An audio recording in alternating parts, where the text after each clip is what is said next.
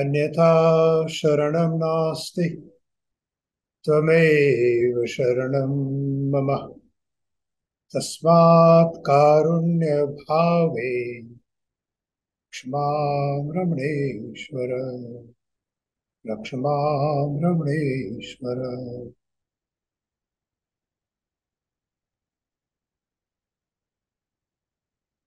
इति मोहदधौ पतनकारणं फलमशाश्वतं गतिनिरोधकम् ईश्वरार्पितं निश्चया कृतं चित्तशोधकं मुक्तिसाधकम् मानसं तु किं मार्गणे कृते नैव मानसं मार्गार्जवात् वृत्तयस्त्वहं वृत्तिमाश्रिताः इत्ययो मनोः इत्ययं मनः।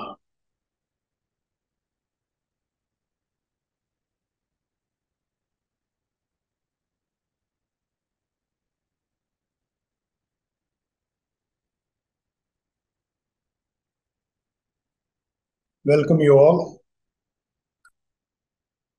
As the Nepal group wanted to continue with the Guru's grace, the topic of Guru's grace, we're going to continue with that. Guru's grace is something that we must understand with utmost clarity.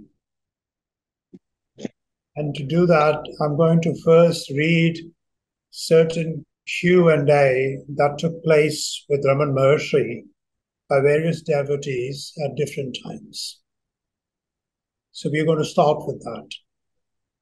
And then, after a little bit of elaboration of what is the shape and form of Kripa, after trying to explain and expand on that as a devotee to devotee, we will read some quotes which are very, very strongly worded as to what really is Kripa is and in what form does it come. So we'll do that. And today, since we have already covered the topic at great length in our previous conversations, especially in the last two sessions we had, once I cover the talks, I would expect that other devotees clarify anything that they need to clarify, again, devotee to devotee. Having said that, I'm going to read some questions from a compilation of these Q&A with Bhagavan, published in a book form on different topics. And the book is titled Maharshi's Gospel, Teachings of Sri Ramana Maharshi. And I'm going to take some Q&A from the chapter titled Guru and His Grace. So the first question I'm going to read, I'm not going to read all of them, but I'm going to read some of them. Sure. What is Guru Kripa? How does it lead to self-realization? So the devotee asks Bhagavan, what is Guru Kripa? How does it lead to self-realization? Maharshi, Guru is the self. Sometimes in his life, a man becomes dissatisfied with it and not content with what he has. He seeks the satisfaction of his desires through prayer to God, etc. His mind is gradually purified until he longs to know God more to obtain His grace than to satisfy his worldly desires. Then God's grace begins to manifest. God takes the form of a guru and appears to the devotee, teaches him the truth, and moreover purifies his mind by association. the devotee's mind gains strength and is then able to turn inward. By meditation, it is further purified and it remains still without the least ripple. That calm expanse is the self. The Guru is both external and internal. From the exterior, he gives a push to the mind to turn inward. From the interior, he pulls the mind towards the self and helps in the quietening of the mind. That is Guru Kripa. There is no difference between God, Guru, and the self. Now, the focus from this Q&A should be on three things here. First of all, he says, dissatisfied. Sometimes in life, a man becomes dissatisfied, not content with what he has. He seeks the satisfaction of his desires. Look at what Bhagavan is trying to tell us. That even when you're seeking Kripa, devotees normally are trying to satisfy their own desires, which is not Kripa. But we are so besieged with our worldliness, with us being so attached to our objects. We only desire them. So we think Kripa is going to come in the form of yet another object. Then the other thing to focus on in this Q&A is his mind is gradually purified. Bhagavan says his mind is gradually purified until he longs to know God. We don't know God actually. Most of us are confused about what God is, who God is. We think God is another human being who will come one day and pat on my shoulder and say, I'm going to give you a lot of money, you'll be happy, everything that I would desire from my life. So those worldly desires are not Kripa, but we seek them. This is what Bhagavan is, read between the lines what he's telling us. And then he goes beyond to say,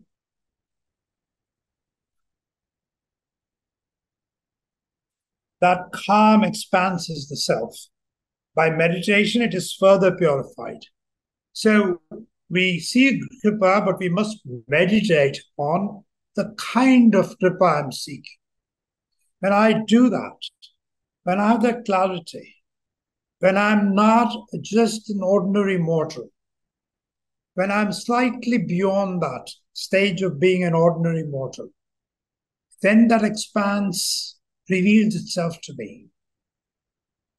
Then I know that I know what God is. Then I know that I know what Kripa is.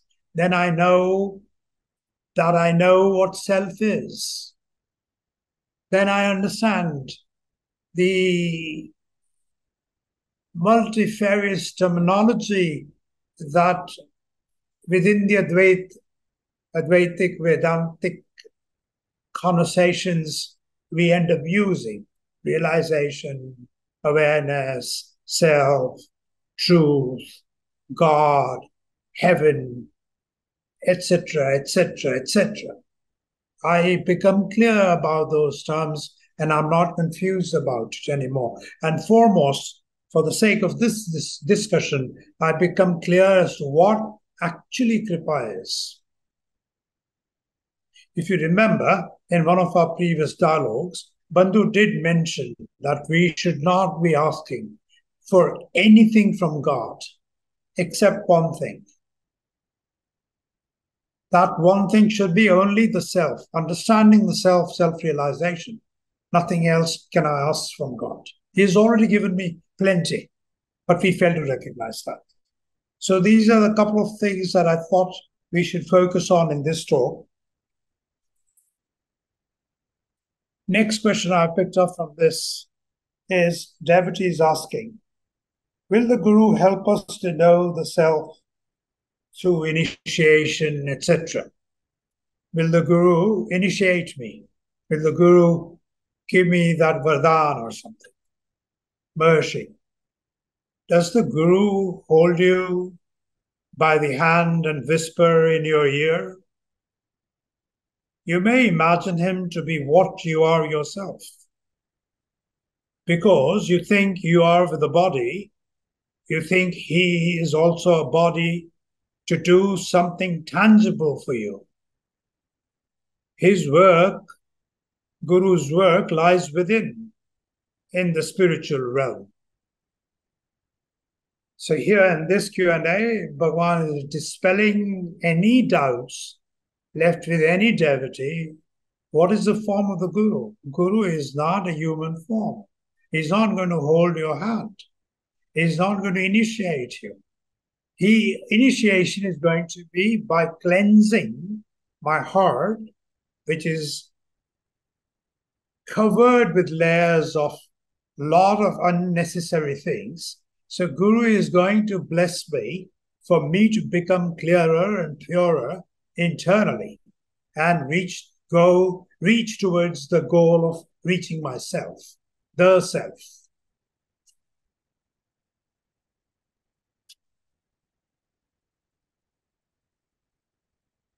Next question, devotee, how is the Guru found? Maharshi, God who is immanent in his grace takes pity on the loving devotee and manifests himself according to the devotee's development. The devotee thinks that he is a man and expects a relationship as between two physical bodies. But the Guru, who is God or the self incarnate, works from within, helps the man to see the error of his ways and guides him in the right path until he realizes the self within. So here in this dialogue, he's giving us a very strong about purifying ourselves.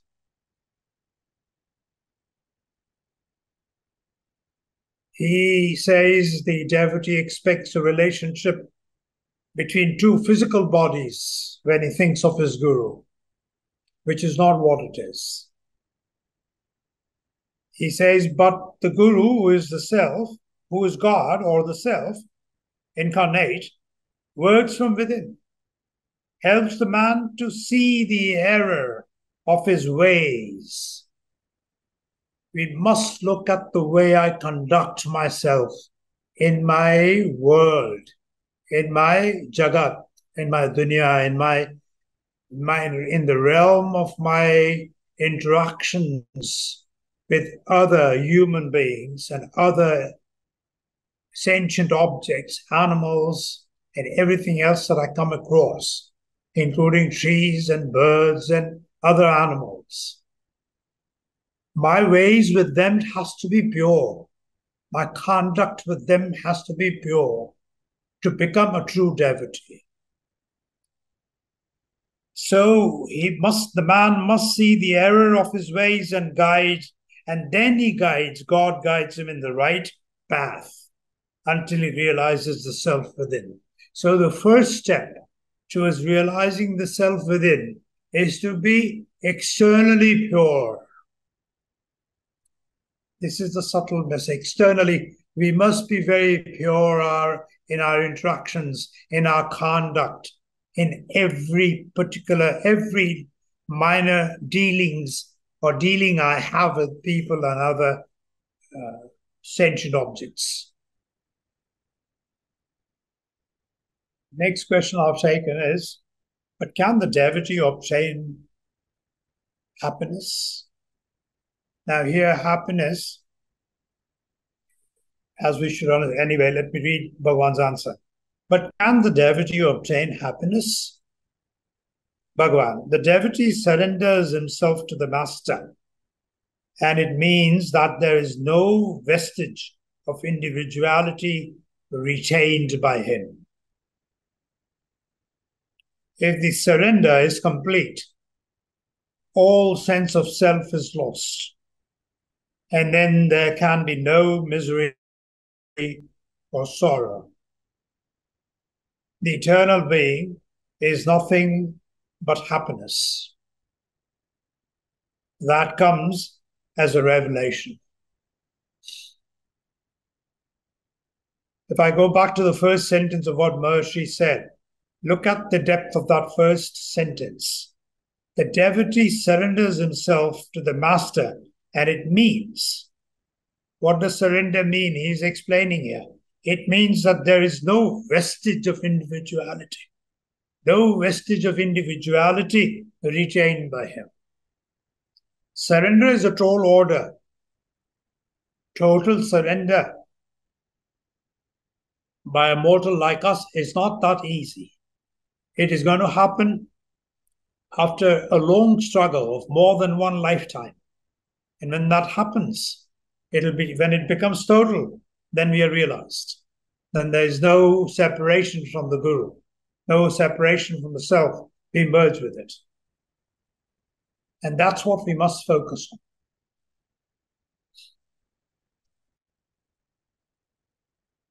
If the surrender is complete, he said, all sense of self is lost. And then there can be no misery or sorrow. But our sense of self is so strong. I'm this, I'm that. I do this, I don't do that.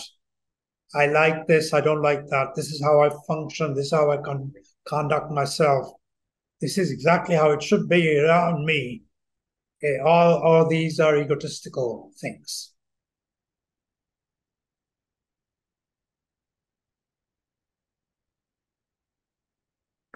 Devotee, how can I obtain grace?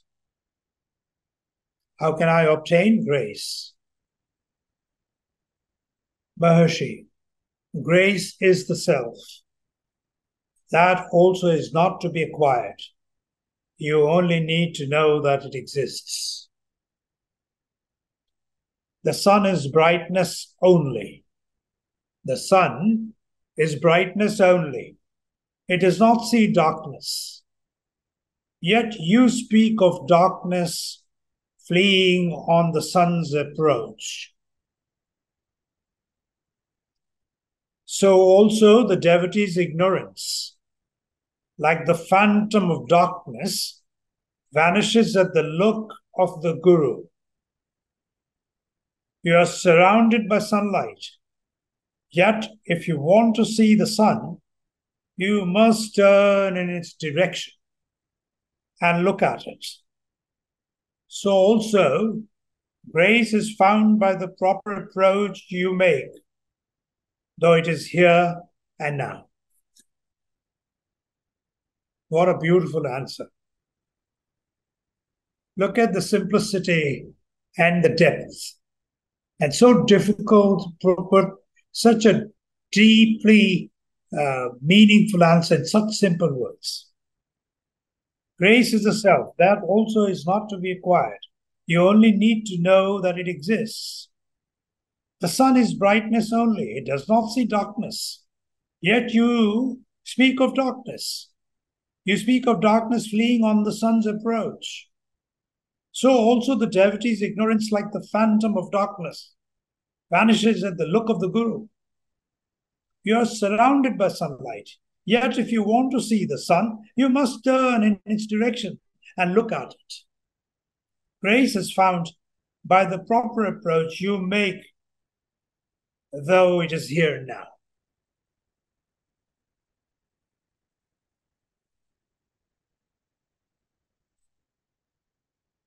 Devotee, cannot grace hasten ripeness in the seeker?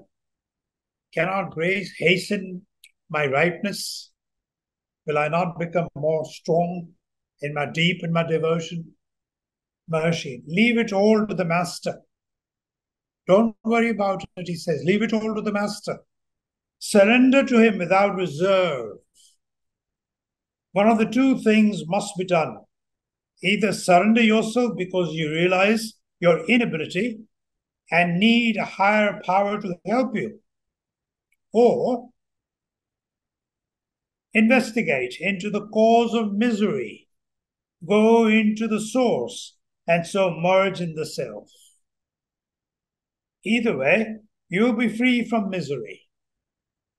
God or Guru never forsakes the devotee who has surrendered himself. And I wanted to just clarify here a little bit as a devotee again. When Bhagavan says, God and Guru never forsakes the devotee who has surrendered himself. And just in the previous dialogue, we talked about total surrender is very difficult for mortals like us. And Bhagavan has also said that.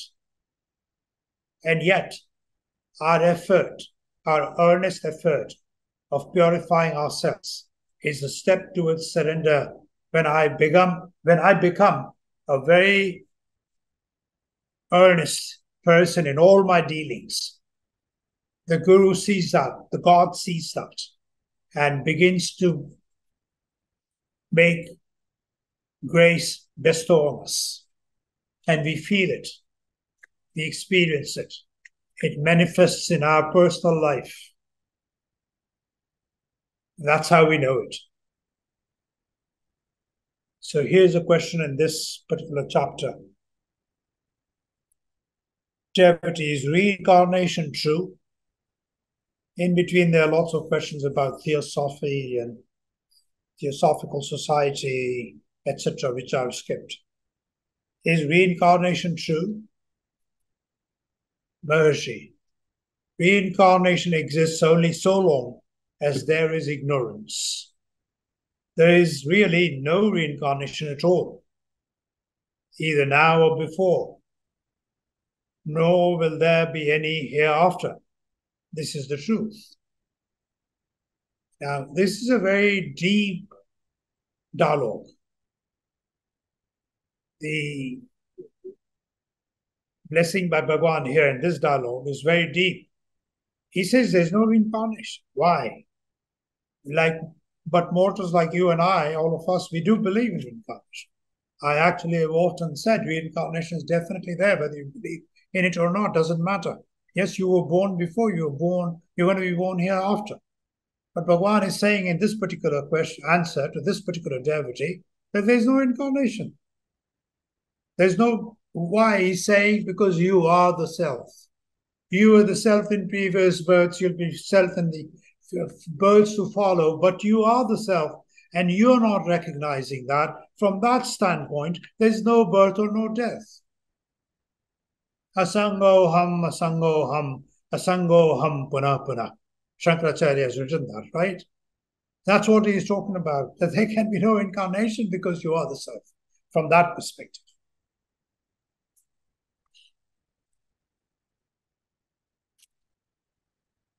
So I thought these questions would throw some light at what is grace.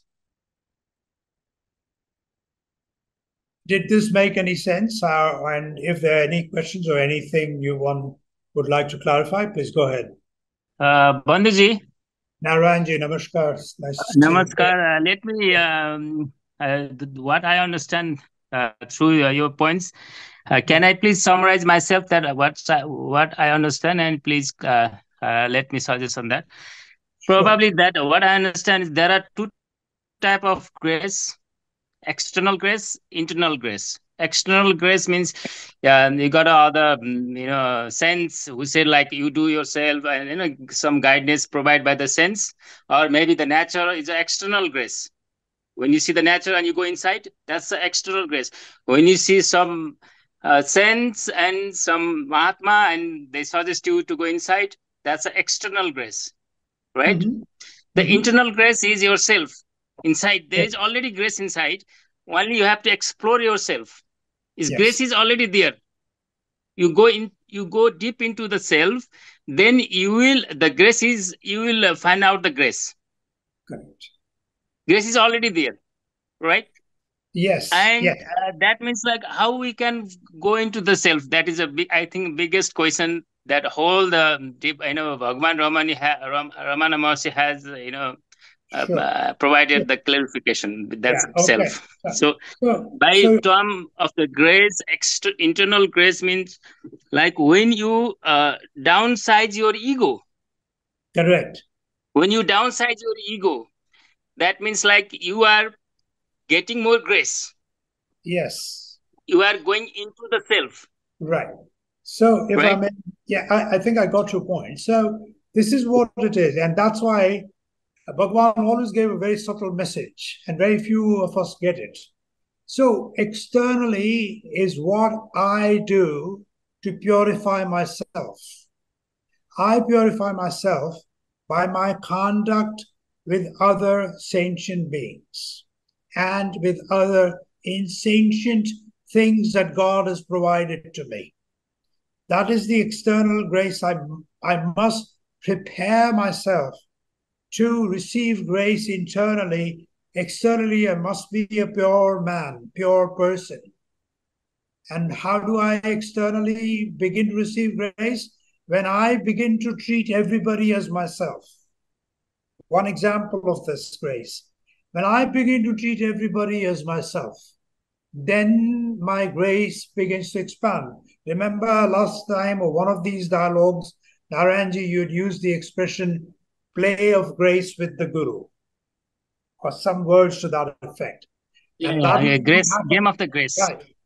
Game of the grace. So that expression I have not heard before, but that's what it alludes to, that my conduct, I must become pure in my dealings with my nearest ones. First of all, my first person. Must be truthful to myself. I must, how Yeah, I can I mean that is why I told earlier. If you downsize your ego, then your activity become more selfless. correct? If Uh, your activity become more selfless, then you gain more purity yourself. More purity right. yourself means deeper into the self, true self, right? Yes, it is. But don't confuse the true self with that. So, true self is the ultimate stage. That self. No, I mean toward the true self. What happens is, unless I purify myself, which means what you said very correctly, that I must dwarf my ego. And I only dwarf my ego when I become true to myself, number one. Then I become true to the second persons, my spouse or my partner, my children, my parents, my brother, my sister. And the third persons, their relatives, their interactions, my boss, my job, my business, my employees, and everybody else that I come in contact with, including a cow, including a dog, including everything, and then the elements. Don't forget the elements: the water, air, ether, earth, water, and fire. Those five elements, am I respectful towards those elements also or not? Am I taking things for granted or not? When I dwarf, that begins to dwarf my ego. When I begin to dwarf my ego, as you said, Naranji, then the grace begins in shape of either a dream or some image or a vision or something you feel. Suddenly you just feel. And it always happens when you're alone. And you are never able to describe it in words properly because it is a grace. It cannot be absolutely 100% with 100% accuracy. It cannot be expressed. That's what grace is. So that's the first step. And that first step itself is more than a lifelong first step to purify myself. And then the internal push is, if I become pure, then these manifestations begin. When I'm meditating, I get that feeling, that exaltation, or the exalted feeling I get, or peace I experience, or I experience something so profound in my interaction. And that is the internal grace. Narayanji, did that address your thing? Yes, yes, Bandhuji, yes. Or do Thank you you. think so when we say that when my ego is dwarfed, as you were saying, Naranji, then the internal push will begin. Yes, that is correct. But I must first purify myself to the nth degree. And it's a tall order. We still tell lies. We still present ourselves in the best possible package to others. We still get perturbed when something uncongenial, something that I don't like happens, and my ego rises. When I begin to see my ego rising like that every time, that's when my ego begins to become smaller. Then I begin to accept that I'm nobody. I cannot control it. I can be insulted by anybody, and I should be insulted by anybody. That brings in humility. Go ahead, Narayanji.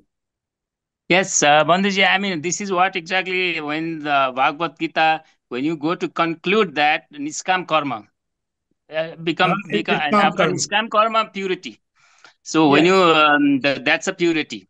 So, yes. and another thing, interesting thing that you have already raised about the reincarnation, because I also read that points, some devotee asked to the Bhagwan about reincarnation, and he answered that if first you have to find out yourself in this life. Correct. First, you have to find yourself in this life. You have to explore and go to the self.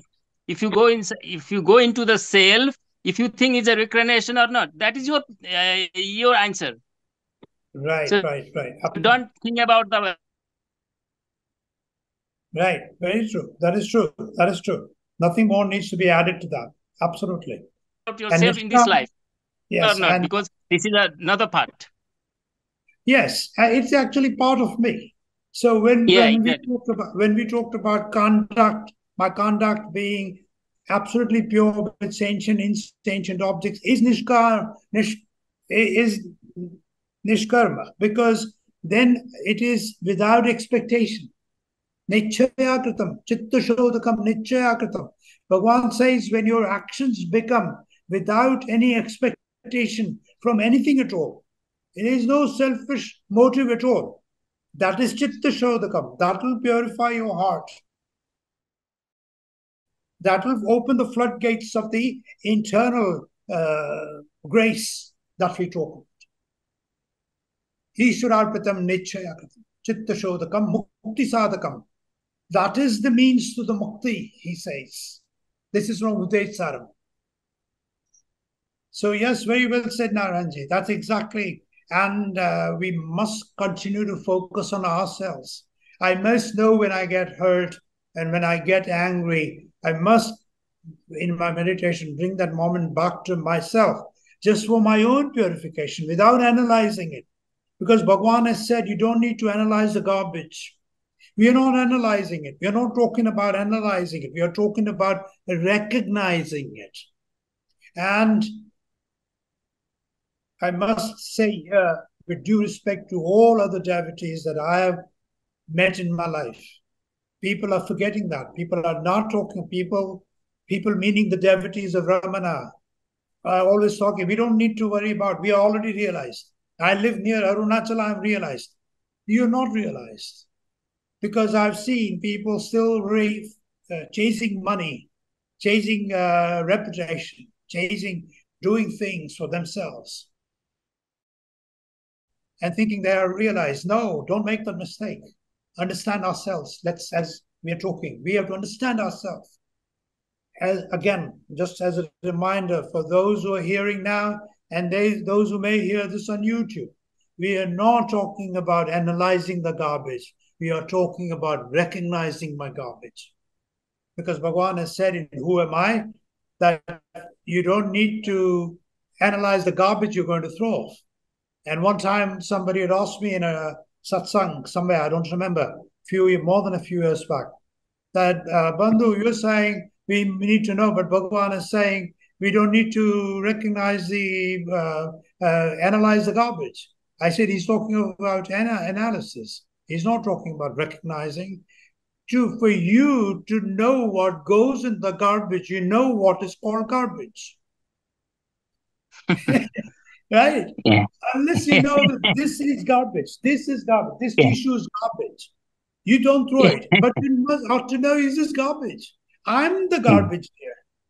I'm the garbage. I'm full of garbage. Let me recognize, not analyze, recognize my garbage. Once I recognize my baggage, take it from a purity of myself and grace of our own Guru, our own Bhagavan, our own Ishtadevta will begin to show me in a way no one else can describe it. It will happen. Thank you, Narayanji, for that. The best is to contemplate every day, every day, every day. Every day, it doesn't end. And that is the way to get to myself. That is the way to recognize myself. I'm just going to chant the shloka I chanted last time also was written by one of the foremost devotees of Bhagwan, Ganpati Muni, who was a Sanskrit scholar and a Kavikanta. He was known as Kavikanta Ganpati Muni. He could create a shloka at the spur of a moment. He was so blessed by Saraswati. This is in adoration of Bhagwan Ramana Maharshi that he wrote 40 verses known as Shat Varimshat. The 22nd verse of that is this, where he extols Bhagwan as the one who cleanses you from inside and outside. And that's what we talked about today. Antaryascha bahir viduta timiram jyotirmayam shashvatam sthanam prapya virajate vinamatam ajnanamunmulayan pashyan vishvamapi tamullasateyo vishvasya pare paraha tasmai Sri Ramanaya loka gurave shokasya hantare namaha tasmai Sri Ramanaya loka gurave shokasya hantare namaha anyatha sharanam nasti tvameva sharanam mama tasmat karunya bhave Lakshmam Ramaneshwara. Lakshmam Ramaneshwara. Jai Arunachala. Jai Arunachala. Jai Arunachala. Jai Arunachala. Thank you, Banduji. Jai Arunachala. Jai Arunachala. Thank you, Banduji. Jai Arunachala. Thank you very much. Jai Arunachala.